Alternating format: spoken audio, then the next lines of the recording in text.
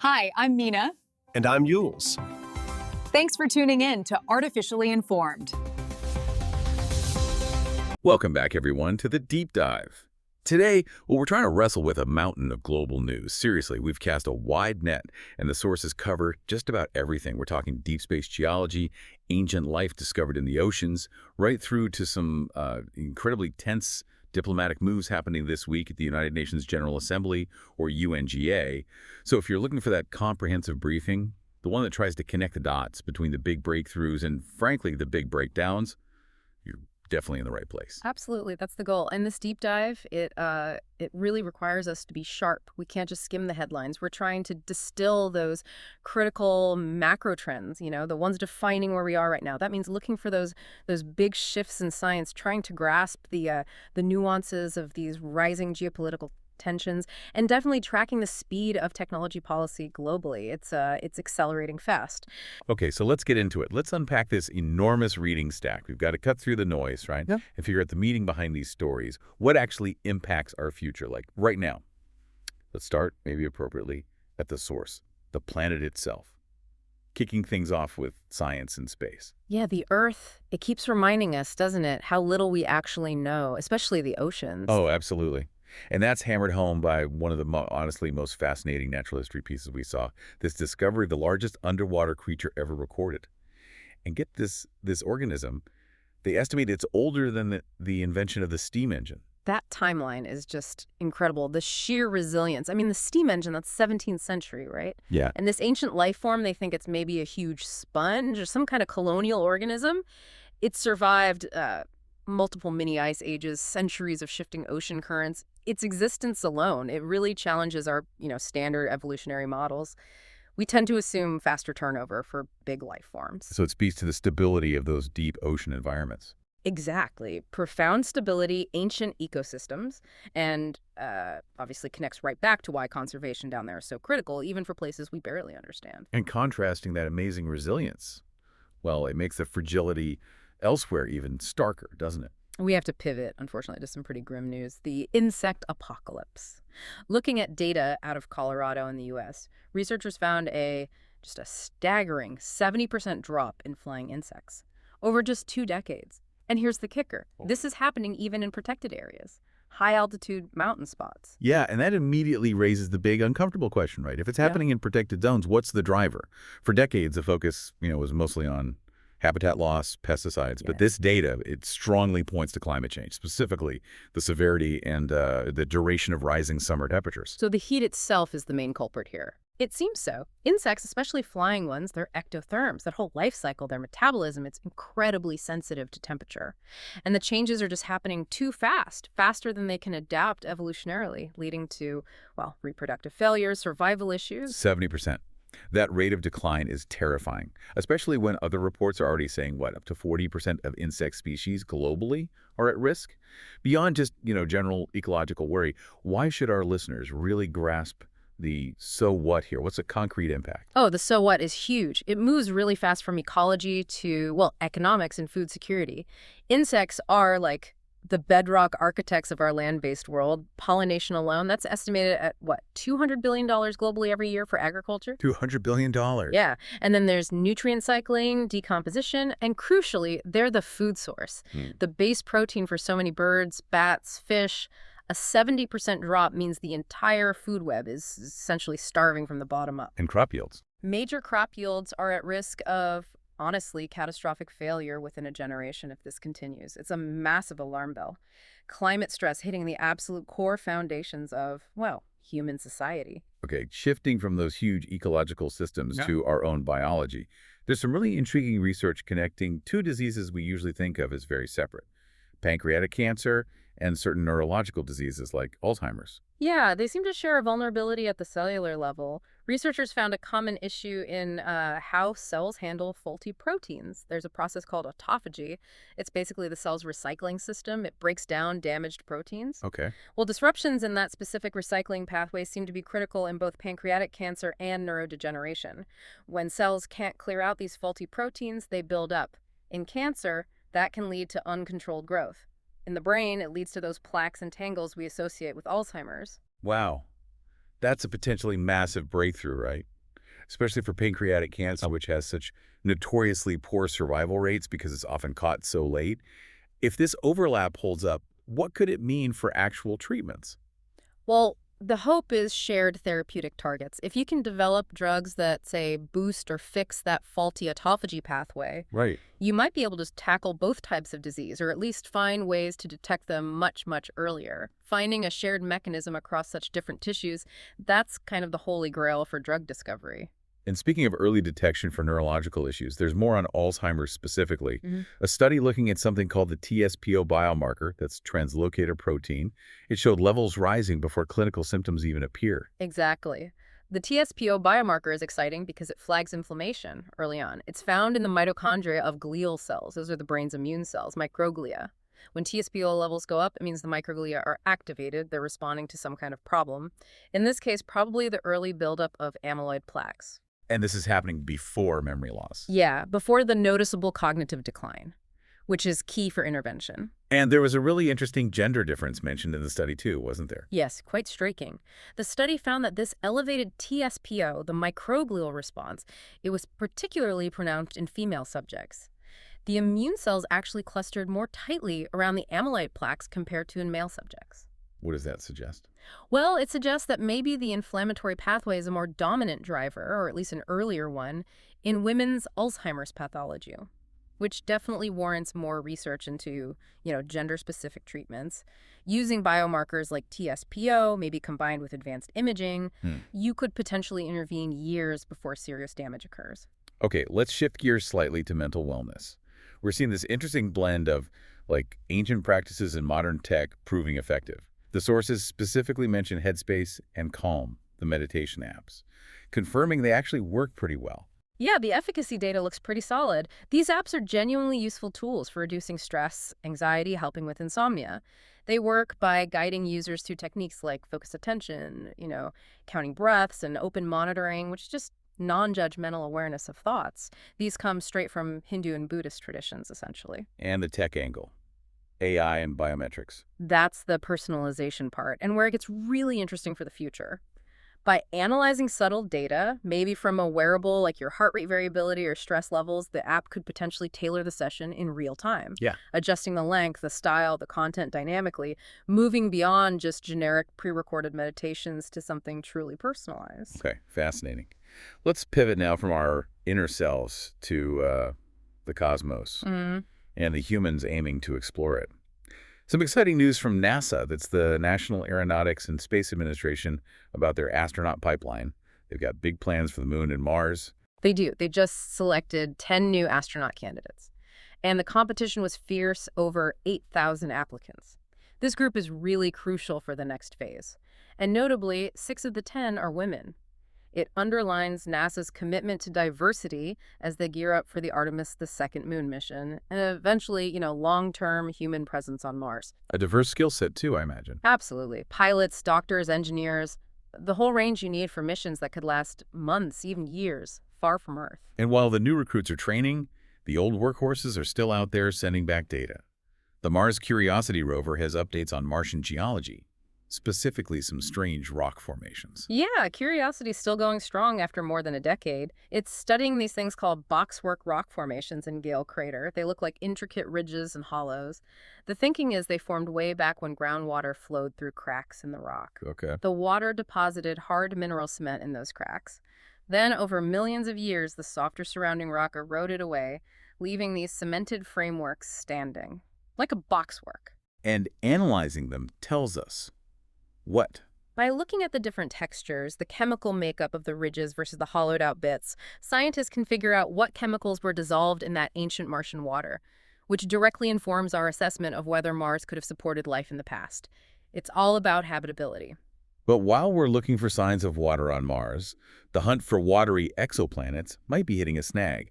Specifically, the dream of finding ocean-covered sub-Neptunes might be, as one source put it, drying up. Yeah, that's the gist of some recent simulations. These sub-Neptunes, they're bigger than Earth, smaller than Neptune.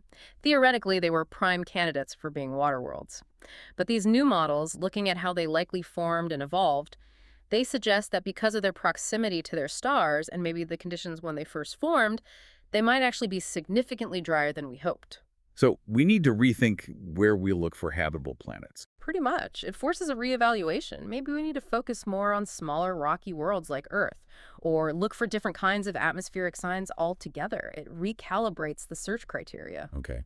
And finally, before we leave space, just a quick note on things we can actually see from here. NOAA, the National Oceanic and Atmospheric Administration, their GOES-19 satellite, got some amazing images of the recent partial solar eclipse over the Americas. Always spectacular. And for those planning way ahead, mark your calendars for February 2026. That's when the next big annular solar eclipse, the Ring of Fire, is forecast. A good reminder that celestial mechanics are still ticking along predictably, right? Even if things down here are less so. Exactly, which is a perfect transition. Let's dive into that double-edged sword. Technology and infrastructure.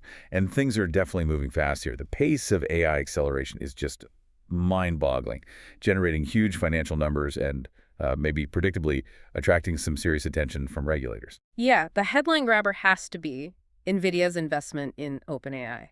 $100 billion. That's just a colossal sum.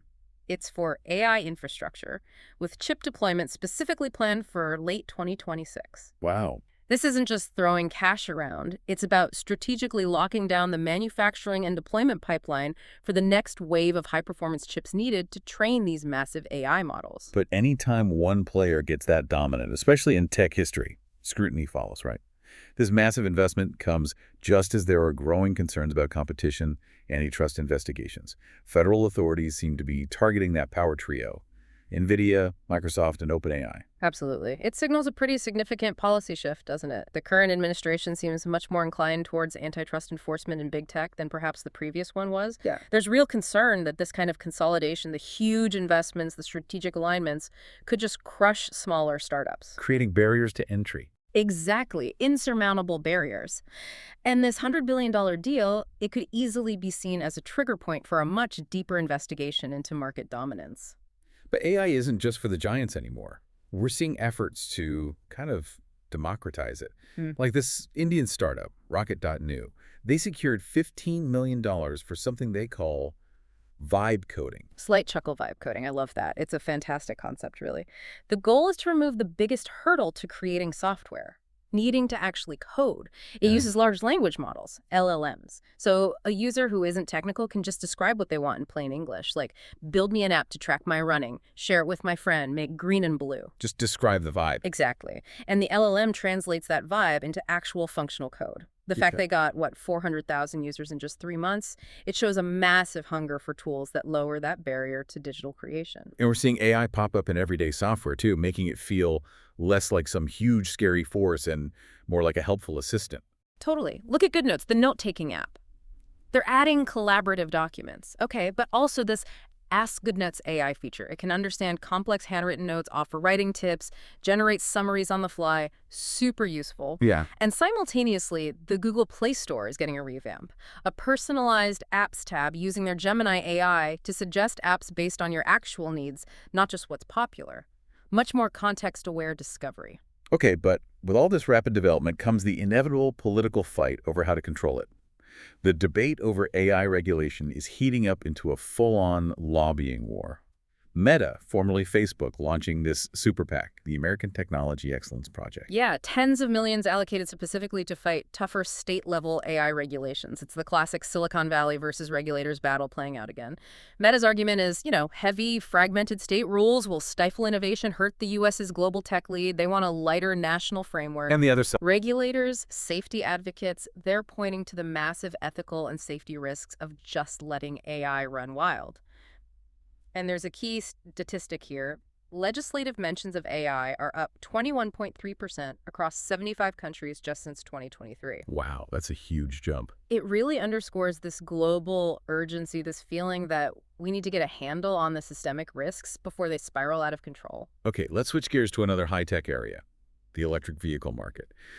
And we're seeing some really contradictory signals from Stellantis, the big global automaker. Yeah, it's a bit confusing, isn't it? On one hand, they're pushing innovation hard. They're testing this apparently groundbreaking, intelligent battery integrated system, or IBIS. Yeah, Beast, what's special about it? It's a structural battery system. So the battery isn't just sitting in the car, it's actually part of the vehicle's chassis structure. This improves how the battery pack manages heat, but crucially, it integrates it directly. That reduces overall vehicle weight, which in turn improves range and potentially quickens charging times. It's a big step towards tackling that consumer range anxiety. Okay, that sounds really advanced. But at the same time, they're pulling back. They officially canceled the electrified Jeep Gladiator 4MICE pickup and scrapped the plans for the all-electric Ram pickup truck, too. How do those two things square up? Well, it looks like market reality is bumping up against the technological dream, maybe. The technology, like IBIS, might be ready, but the actual market demand for big all-electric trucks and heavy-duty vehicles, it just hasn't taken off as quickly as automakers maybe hoped. Why not? Combination of factors, rising costs for raw materials, definitely, but also consumer hesitation, especially in those truck segments. People worry about range when towing heavy loads and about finding reliable, fast charging, particularly outside major cities. So Stellantis is just being pragmatic. Seems like it. They're adjusting their EV rollout to focus on segments where they see a clearer path to profitability right now. Basically, hitting the brakes on the toughest, most expensive ventures until the market or the infrastructure catches up. Okay, this section wouldn't be complete without talking about the huge cybersecurity threats that seem to be hitting critical infrastructure almost constantly now. We saw extended shutdowns at major companies impacting loads of jobs. Yeah, Jaguar Land Rover, JLR, is a prime example. They had facilities shut down for an extended period because of a cyber attack. And the ripple effect is huge. It's not just JLR. The government's business secretary actually had to get involved with JLR's suppliers. Many of them were suddenly facing serious financial problems, potential job losses, because the orders just stopped cold. It shows how interconnected everything is. One breach can destabilize a whole supply chain. Exactly. And it wasn't just manufacturing. The chaos hit airports, too. Right, the attack on Collins Aerospace. They provide automated systems for check-in, communications. And when they got hit with ransomware, it caused severe disruptions at major European hubs. London Heathrow, Brussels, Berlin, Dublin, all scrambling. What did that actually look like on the ground? Chaos, pretty much. They had to revert to completely manual check-in, manual baggage handling, imagine the queues. It caused hours of delays, obviously, but it also just exposed how fragile global air travel is when these key automated systems go down. Manual processes are slow, expensive, and frankly, much less secure. Okay, but amidst all that, there was actually a security win during the UNGA meeting in New York City. The U.S. Secret Service managed to dismantle some kind of covert telecom network near the UN headquarters. Yeah, this was significant. This network wasn't just for listening in. It was apparently sophisticated enough to actively jam nearby cell service. It could potentially cripple communications, even disrupt emergency services like 911 calls. And right where all the world leaders were gathered. Exactly. That represents an incredibly serious threat to security and communication protocols during a major diplomatic event. The Secret Service finding and dismantling it quickly was definitely a major counterintelligence success. Highlights the constant digital battleground around these events. Okay, that digital battleground takes us nicely into the physical and diplomatic ones. Let's turn to geopolitical turmoil. Right, and the center stage for a lot of this right now is the United Nations General Assembly, the UNGA. We're seeing a really pivotal, quite emotional diplomatic shift happening there regarding Palestinian statehood, a big multilateral wave of recognition. It really is historic. We're moving beyond just, symbolic votes of support to actual formal diplomatic acknowledgement. France, led by President Macron, formally recognized the state of Palestine. He was quite clear, saying the time for peace has come. And others followed quickly. Yes, almost immediately. The UK, Canada, Australia, Portugal. Wow. Then key EU members like Belgium, Luxembourg, and Malta joined in. It's a significant bloc. But there's some nuance here, right? Conditions attached. Crucially, yes. Belgium's Prime Minister, for instance, Bart de Wever, he specified that while the recognition sends a powerful political signal now, it would only become legally effective, legally binding, once two conditions are met. The release of all hostages currently held, and the removal of groups like Hamas from any governing role in Palestine. Okay, so that's a really important distinction. Political signal versus legal reality. Absolutely. It separates the acknowledgement of Palestine's right to exist from the practical, operational side, which they're tying to security and stability guarantees. It makes the whole diplomatic dance incredibly tense. And the reaction from Israel and the U.S.? Predictably swift and negative. Israeli Prime Minister Benjamin Netanyahu condemned the moves firmly, stated flat out that a Palestinian state will not happen, and argued this unilateral recognition actually undermines peace efforts by bypassing direct talks. The U.S. echoed that concern, suggesting it could escalate tensions rather than help. Meanwhile, on the ground, in the occupied West Bank, what are people there feeling? The sources mentioned it's complicated. Deeply complicated, almost agonizingly so. You see reports of intense hope because of this international validation, this feeling of not being forgotten. But that's mixed with profound skepticism. Skepticism that these declarations from faraway capitals will actually change anything about their daily reality under occupation. And that skepticism seems, well, justified given other actions. Sadly, yes. Even as these countries announce recognition, Israeli settler activity continues, often aggressively. Expanding settlements, seizing land in ways specifically designed to make a future viable, contiguous Palestinian state geographically impossible. And the border crossing closure. Right. Israel also announced the indefinite closure of the Allenby crossing. That's the bridge between the West Bank and Jordan. For many Palestinians, it's their only way to travel abroad for work, medical treatment, family, trade. Closing it is a huge blow. It severely restricts their basic freedom of movement and cripples economic activity.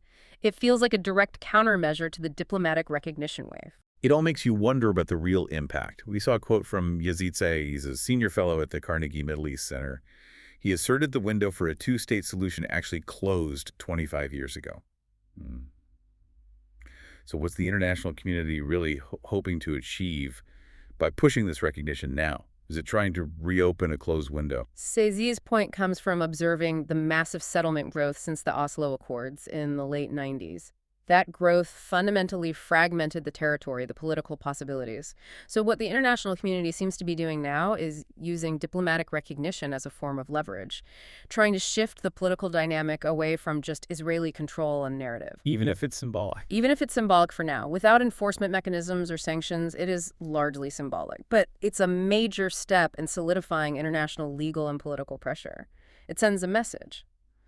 The world hasn't given up on the two-state framework. Even if its practical implementation seems incredibly remote, they're trying to keep the possibility alive, politically at least. Okay, let's shift focus dramatically now over to Europe. Tensions escalating between NATO, the North Atlantic Treaty Organization states, and Russia. The Baltic region seems particularly tense after claims of Russian airspace violations near Estonia and Poland. Yeah, and the language being used is getting dangerously sharp. Poland has adopted a very firm military posture.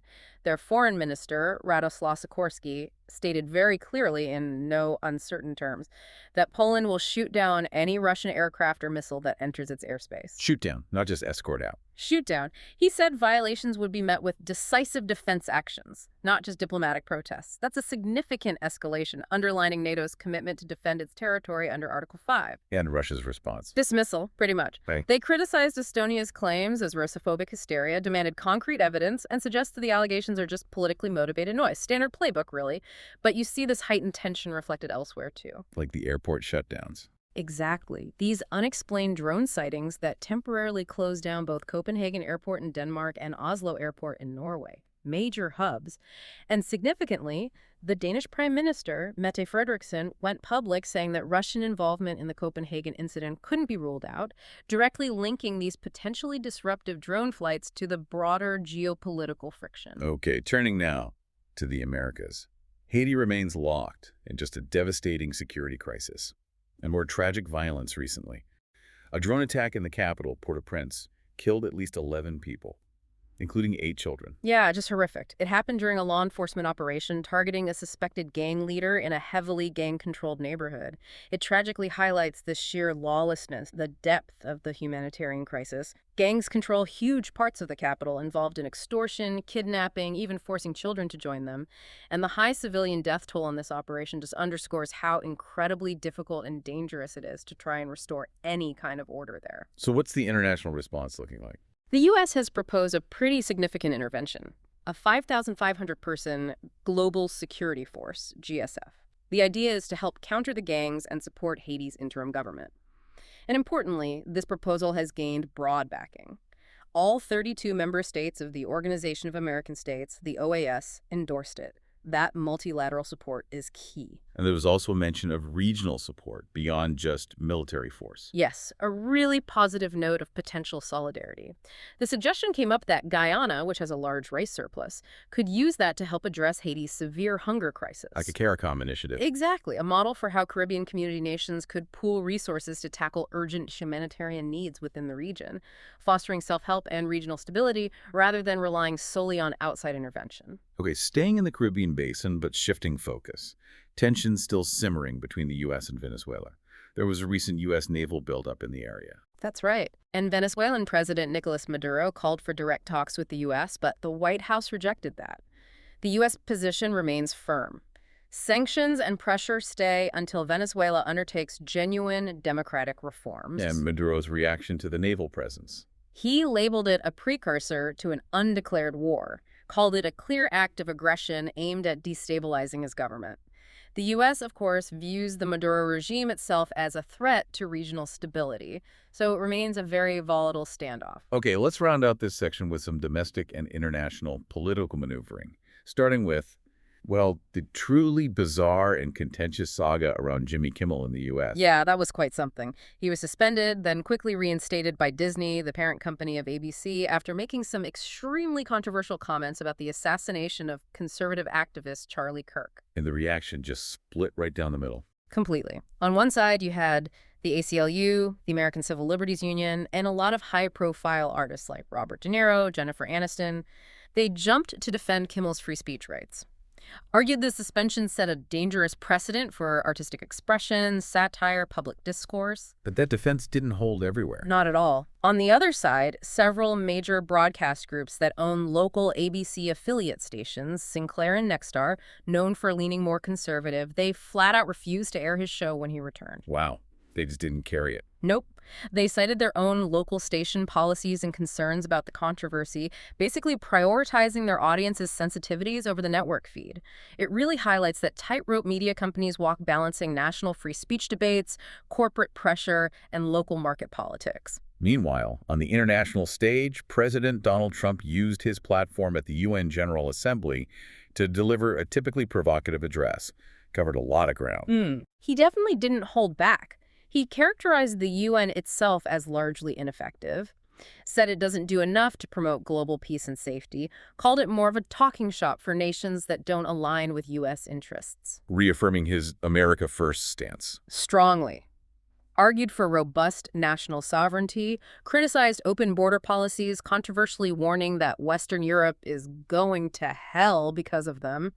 And he took aim at climate change again, calling it the greatest con job, a direct challenge to a key UN priority. But the comment that really stirred up a medical debate was linking acetaminophen that's Tylenol used during pregnancy to rising autism rates. Yes, and we need to be really precise here because this is sensitive. The FDA, the U.S. Food and Drug Administration, has acknowledged there's growing, though still inconclusive, research suggesting potential neurodevelopmental risks from prolonged, high-dose use of acetaminophen during pregnancy. They've said they plan to update warning labels to reflect that uncertainty. Okay, so there's something there the FDA is looking at. Yes, but, and this is crucial, the overwhelming consensus from pediatricians, obstetricians, major medical groups, autism advocacy organizations, it's united on this. There is no substantial, proven causal link between typical Tylenol use during pregnancy and autism. So where does the rise in autism diagnoses come from then? Experts overwhelmingly attribute it to much better detection methods, much broader diagnostic criteria than we used to have, and significantly greater public awareness leading more parents to seek evaluation. They strongly caution pregnant women not to avoid safe pain relief like Tylenol without talking to their doctor, especially since untreated high fever during pregnancy can pose its own risks to the fetus. So Trump's claim went much further than the current medical consensus. Got it. And politically, he also took action following the assassination of Charlie Kirk. Yes, he signed an executive order officially designating Antifa as a domestic terrorist organization. He explicitly cited radical left violence in connection with the assassination, framing it as part of a broader pattern of political extremism he intends to combat. Okay, shifting focus again, let's look at China's strategy. They seem to be using TikTok as a bargaining chip. It appears so.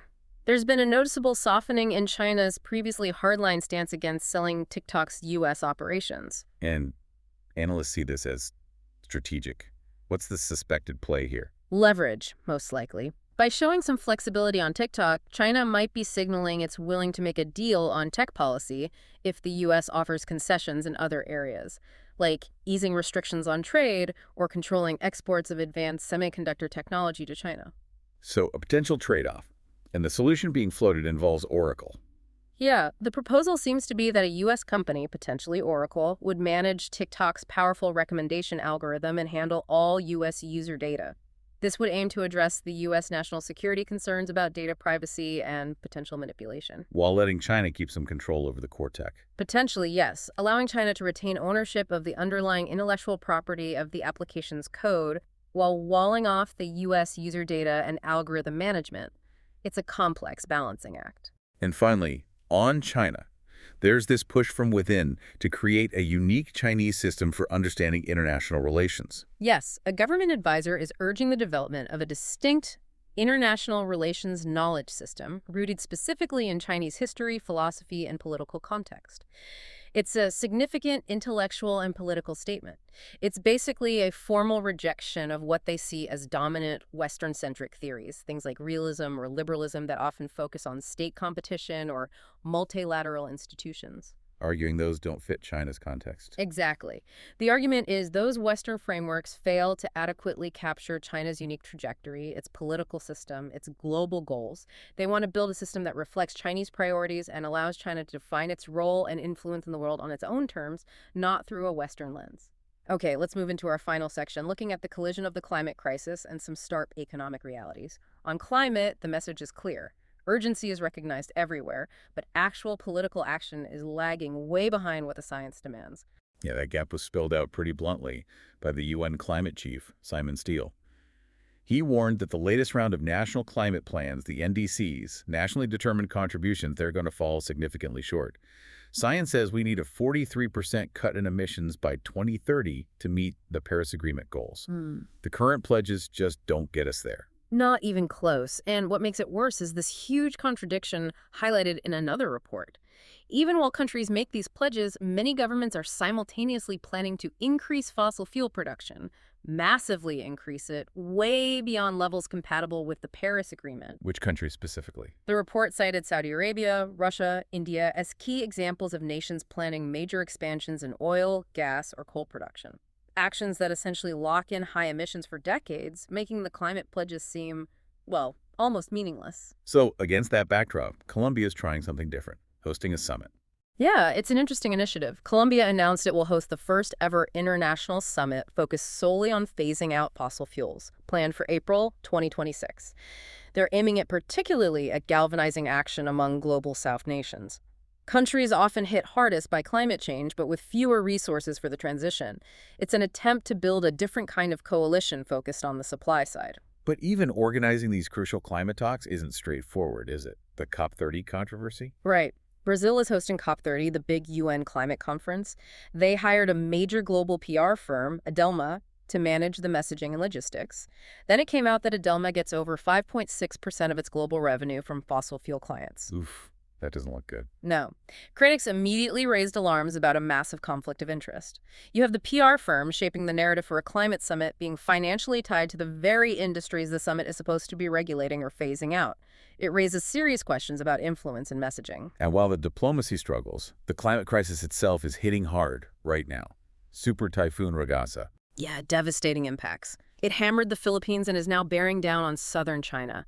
The immediate human cost is already severe. Mass evacuations. Huge ones. Around 400,000 residents evacuated in Shenzhen, China, alone. And tragically, reports from Hong Kong of a mother and son swept out to sea by the extreme storm surge and waves. It's just another brutal reminder of the increasing frequency and sheer destructive power of these extreme weather events. Underscores the urgent need for better infrastructure, better warning systems, especially in vulnerable coastal areas. Okay, let's pivot finally to the economy, which, like everything else today, seems full of contradictions. Record markets alongside real consumer pain. It's a strange picture, isn't it? On one hand, you've got major stock indices, the S&P 500, the NASDAQ, the Dow Jones Industrial Average, all closing at record highs recently, largely fueled by strong corporate earnings, especially in the tech sector. That whole AI boom is driving a lot of market optimism. But that optimism isn't necessarily trickling down. The average person is feeling squeezed. Definitely feeling squeezed. Especially, it seems, in the UK. Forecasts predict the UK will have the highest inflation rate among the G7 wealthiest nations, maybe hitting 3.5% by 2025. Which means less purchasing power for everyone. Exactly. And you see that inflation hitting specific things hard. Experts warn that prices for one particular, very common, beloved food item, the sources didn't specify which, maybe to avoid panic, have basically doubled. Supply chain issues, production costs, causing real shock for household budgets. And it's not just food prices, insurance issues too. Yeah, a major consumer group in the UK launched what they call a super complaint against the entire UK insurance industry. It's over rejected claims, people finding the process incredibly complex, opaque, causing huge distress when they try to claim on policies they've paid for, calls the whole industry's practices into question. And speaking of consumer protection battles, there's that big federal trial starting against Amazon. Right. The allegations are that Amazon essentially tricked customers into signing up for Prime memberships and then made it deliberately difficult, almost labyrinthine, to cancel them. It taps into broader concerns about so-called dark patterns in digital design and regulatory scrutiny over fair consumer practices online. So market highs, consumer pain. But one area where wealth is apparently growing is crypto. Yeah, interestingly, despite all the volatility elsewhere, the ongoing Bitcoin boom seems to be creating a significant number of new crypto millionaires, even billionaires. It signals perhaps a growing acceptance or at least integration of crypto into more mainstream finance and investment portfolios. Suggests wealth generation might be decoupling a bit, diversifying into these newer digital asset classes, even while traditional consumers struggle. It's a very uneven landscape. Hashtag outro. Wow. Okay, that was an immense amount of ground to cover. A real deep dive.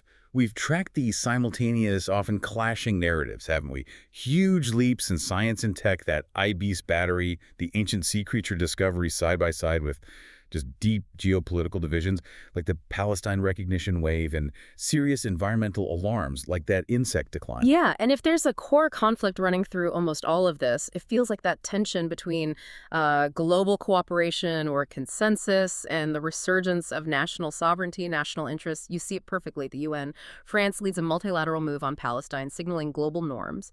Then President Trump uses the same stage to flatly reject multilateralism, push America first, closed borders. Same dynamic elsewhere, too. Exactly. Meta fighting government regulation of AI with a super PEC, Poland making unilateral defense declarations against potential Russian incursions. It's this constant push and pull. Global problems versus national solutions. Which boils down maybe to a question of speed. Political will versus the slow pace of institutions or consensus. I think that's it. We see this struggle everywhere. There's global agreement scientifically on threats like climate change or the need for some kind of technology oversight.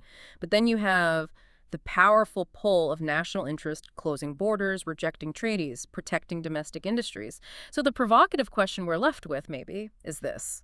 Does scientific truth, or even widespread international recognition like we saw with Palestine, does it ever actually move fast enough to genuinely change political action before we hit a full-blown crisis point? Right. Can acknowledgement actually lead to action quickly enough? Yeah. We can all see the crises, building climate, geopolitical instability, technological disruption, but what will it really take for the world to shift from just acknowledging these things, sometimes symbolically, to taking collective, definitive, enforceable action? Action that actually changes the reality on the ground before it's too late. That is definitely the question to chew on as you process all this information today. A heavy one to end on. Thank you so much for joining us for this deep dive. We really appreciate you tuning in. We'll catch you next time. For enjoying Artificially Informed. Hit subscribe and share it with a friend. From the left, the right, and straight from the algorithm. Thank you. That's it for today's Artificially Informed. Nope. Thanks for spending your time with us. Yeah. Stay sharp, stay curious. See you next time.